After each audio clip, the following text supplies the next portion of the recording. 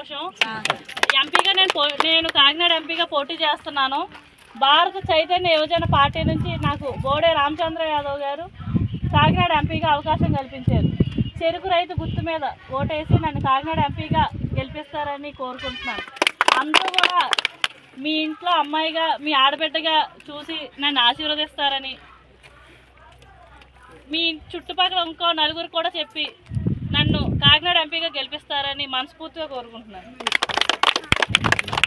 50 మంది ప్రజలకి నా యొక్క హృదయపూర్వక నమస్కారాలు తెలియజేసుకుంటూ, మీ అందరికీ తెలియజేయాల్సినటువంటి విషయం ఏంటంటే, బోడే రామచంద్ర యాదవ్ గారని ఒక పెద్ద ఆయన ఆంధ్ర రాష్ట్రంలో భారత యువజన చైతన్య పార్టీ అని చెప్పేసి కొత్తగా స్థాపించడం జరిగింది.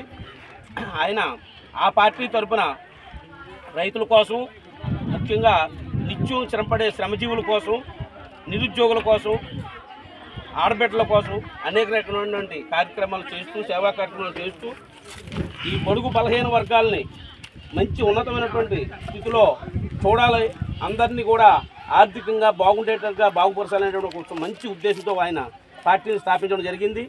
అందులో మూలంగా మన కాకినాడ పార్లమెంట్ నియోజకవర్గానికి డాక్టర్ అనూష యాదవ్ గారుని ఎంపీగా పోటీ చేయించడం జరుగుతుంది.